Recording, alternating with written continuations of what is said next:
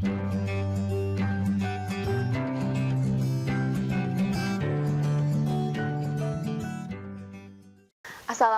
warahmatullahi wabarakatuh. Bertemu kembali bersama saya, Reza Rezdiana, dalam pembelajaran IPA kelas 8. Hari ini kita akan mempelajari bab 4 mengenai struktur jaringan tumbuhan dan fungsinya, serta berbagai pemanfaatannya dalam teknologi.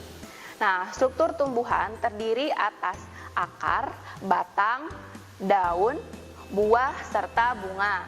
Nah, struktur yang pertama adalah akar. Akar ada dua sistem perakaran, yaitu perakaran tunggang dan perakaran serabut. Nah, akar tunggang adalah akar yang terdiri atas akar utama dan akar cabang. Sedangkan perakaran serabut adalah perakaran yang tidak memiliki akar utama. Sistem perakaran tunggang terdapat pada tumbuhan dikotil, sedangkan sistem perakaran serabut terdapat pada tumbuhan monokotil. Nah, demikian gambar dari sistem akar tunggang dan akar serabut. Akar tunggang memiliki akar utama dan serabut akar, sedangkan akar serabut hanya memiliki serabut dan tidak memiliki akar utama. Nah, struktur anatomi akar terdiri dari epidermis, korteks, endodermis, dan silinder pusat.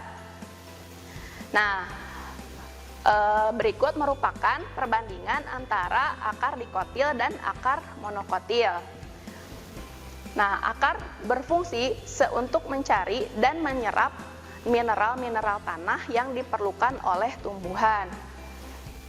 Nah, selanjutnya organ yang kedua adalah batang.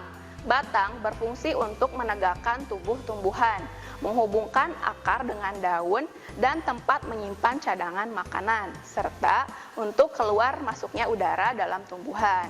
Anatomi batang mirip dengan anatomi akar, terdiri dari epidermis, korteks, endodermis, dan silinder pusat atau stele. Nah, pada batang tumbuhan dikotil, berkas pembuluhnya teratur dan memiliki kambium, sedangkan batang monokotil berkas pembuluhnya tersebar dan tidak adanya kambium. Nah, ada tidaknya kambium itu menyebabkan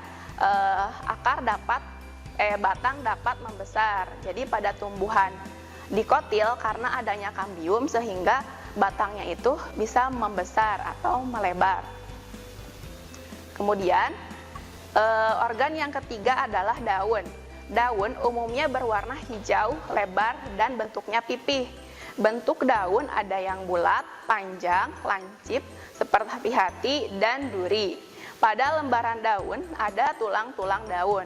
Tulang daun pada monokotil berbentuk melengkung sejajar, sedangkan pada dikotil berbentuk menyirip dan menjari. Susunan daun terdiri dari daun tunggal jika satu tangkai daun terdapat hanya satu helai daun, dan daun majemuk jika pada satu tangkai daun terdapat beberapa helai daun. Struktur anatomi daun terdiri atas epidermis, mesofil, palisade, dan pembuluh.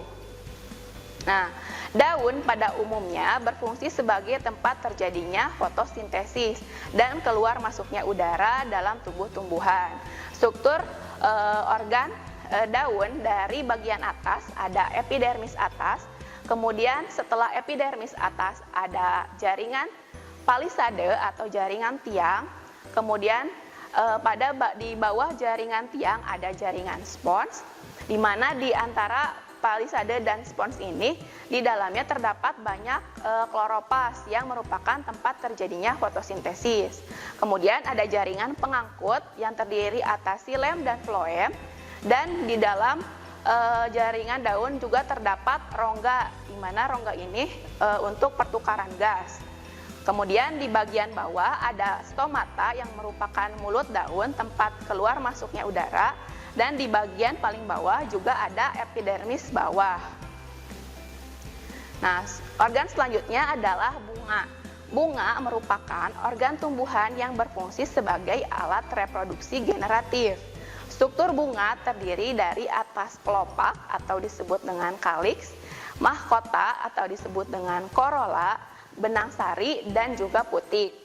Kelopak dan mahkota pada bunga pada dikotil berjumlah kelipatan 2, 4, dan 6. Sedangkan pada monokotil merupakan kelipatan 3. Nah, pada gambar merupakan struktur dari bunga. Nah, mahkota merupakan bagian bunga yang biasanya beraneka warna dan merupakan perhiasan bunga. Bagian kelopak merupakan bagian di bawah mahkota yang biasanya berwarna hijau, berfungsi melindungi bunga saat masih kuncup. Kemudian ada dasar bunga yang berhubungan langsung dengan tangkai bunga. Kemudian di dalam dasar bunga ada bakal biji.